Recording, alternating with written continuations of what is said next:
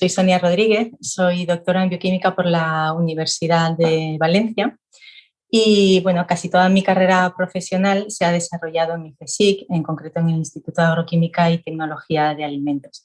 Inicialmente como técnico de laboratorio y después, tras una estancia, un periodo fuera, en el 2015 me reincorporé al IATA, esta vez en gestión de proyectos.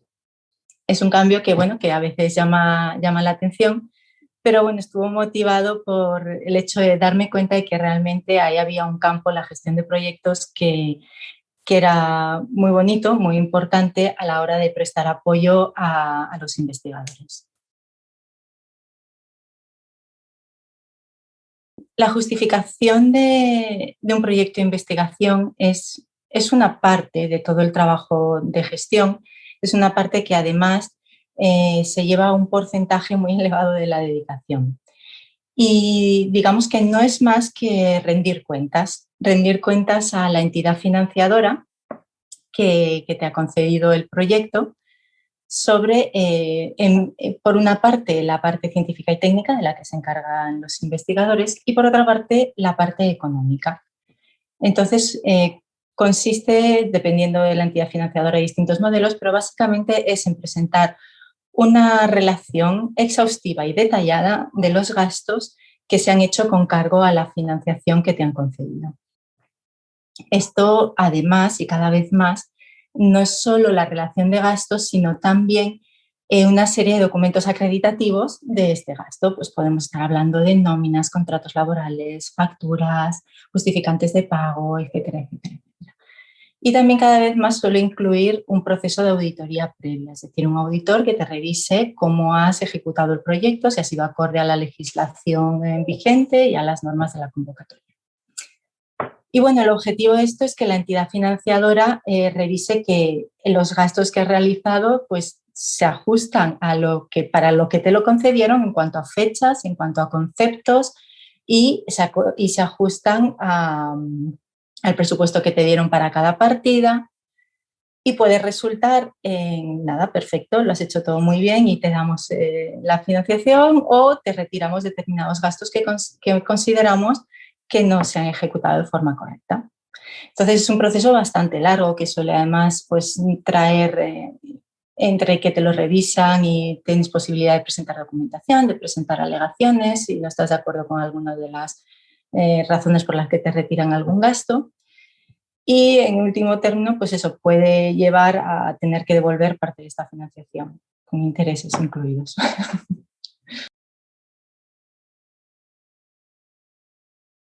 El trabajo en equipo en gestión de investigación es más que importante, es fundamental y es imprescindible. La gestión, bueno, como he apuntado anteriormente, es muy amplia. La gestión empieza en el momento en el que tienes una idea y de proyecto y sale una convocatoria a la que vas a presentar tu proyecto. Empieza su vida cuando te lo financian y en ese momento pues empieza el seguimiento del proyecto con los distintos periodos de rendir cuentas, de justificación y el periodo final.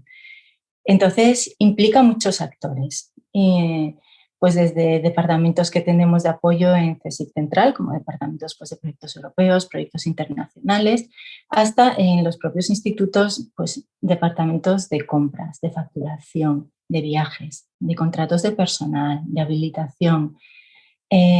La comunicación y la coordinación entre todas estas partes implicadas es fundamental.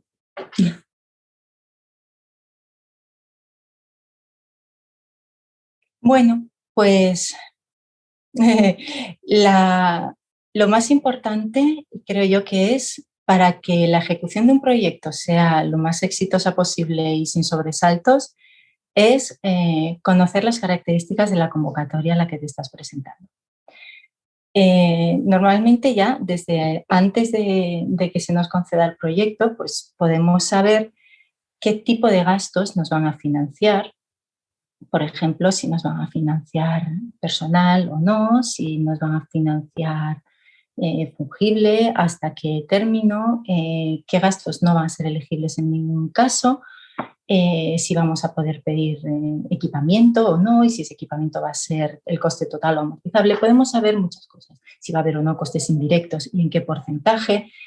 Entonces, es muy bueno conocer todas estas cosas antes, el momento de la solicitud del proyecto, de forma que a la hora de ejecutarlo, pues eso, evitamos sobresaltos. También si hay partidas cerradas en proyectos, cada vez hay más proyectos en los que nos conceden X dinero para personal, X dinero para otros gastos o para servicios, planificarlo lo mejor posible, siempre teniendo en cuenta que esto es investigación y a lo largo de la vida de un proyecto pues las circunstancias cambian y se suele tener la posibilidad de remodelar estos presupuestos, pero pensarlo de antemano es importante y conocer bien la convocatoria.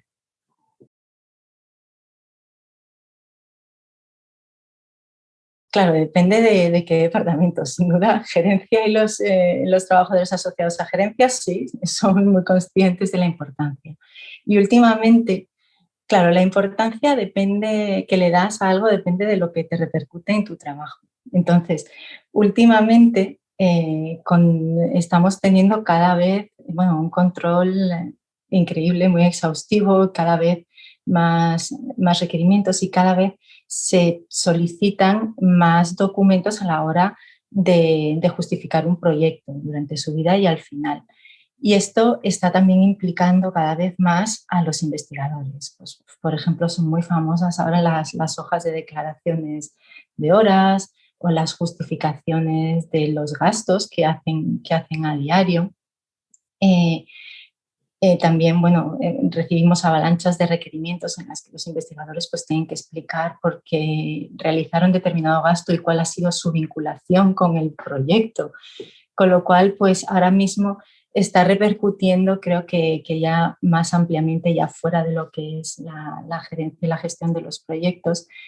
Y me parece que sí, que ya todos los actores implicados en la investigación cada vez son más conscientes de que hay que llevar una buena ejecución del proyecto porque la justificación es algo que está ahí y es importante.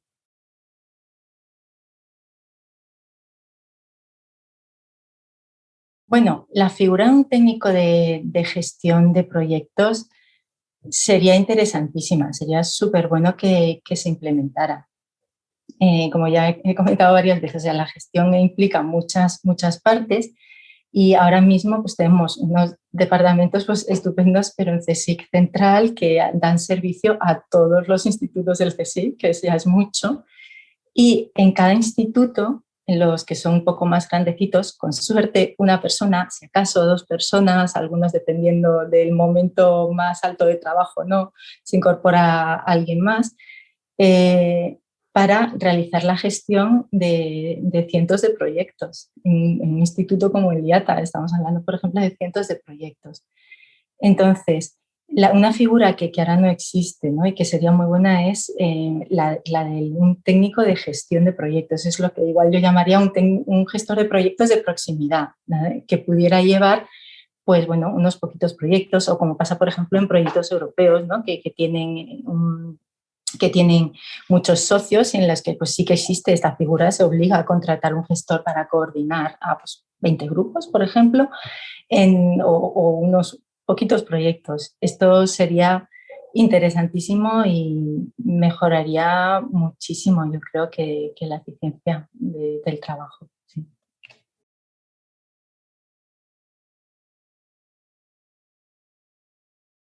Bueno, yo creo que para ser un buen gestor de proyectos hace falta tener una serie de unas capacidades, que es, pues, por ejemplo, ser organizado, pues la capacidad de trabajar en equipo y de coordinarse, pues gestión de datos, idiomas. Esto es importante. Después, el hecho de que vengas de una formación más administrativa o económica o una formación más científica o técnica, creo que lo que hace es que te proporciona una serie de fortalezas y tienes unas debilidades, pero que se compensan en el trabajo en equipo y en la colaboración y la coordinación entre los distintos actores. Entonces, la formación de la que vengas quizá no es tan importante, pero lo que sí que diría es que es importante que cuando realices este trabajo y realmente te gusta, es una formación continua, porque constantemente nos enfrentamos a convocatorias que cambian cada año, sabemos, cada año hay una convocatoria o convocatorias nuevas, a normas y procedimientos que varían, incluso pues leyes o reales decretos que van cambiando, procedimientos administrativos que cambian. Entonces hay que estar constantemente actualizándose y formándose. El IATA siempre ha mantenido unos protocolos que han estado basados, con la pandemia han estado basados, pues, en primer lugar, en cumplir las normas que dictaban las autoridades sanitarias en cada momento y también en ser muy prudentes y flexibles y en mantener la productividad del instituto, así como ser lo más eficientes posibles en el trabajo, en esta situación excepcional que estamos viviendo. Entonces, bueno, yo lo que marcaría aquí es que, como toda buena crisis que se precie, y esta pandemia lo es, lo que va a hacer, lo que ha hecho es enseñarnos cosas. Nos ha hecho reinventarnos y aprender nuevas formas de hacer nuestro trabajo y de mantenernos eficientes. Entonces, conforme poco a poco, porque esto siempre va a ser muy progresivo, vayamos saliendo de esto, pues habremos aprendido a funcionar de otra manera. No sé, por ejemplo, en nuestro campo más de gestión, hemos desmitificado mucho la presencialidad. Hemos aprendido que podemos trabajar desde otro sitio, de otras formas. Y por otra parte también nos ha hecho valorar los momentos en los que tenemos contacto humano y aprovechar muy bien, ¿no? cuando estamos presentes.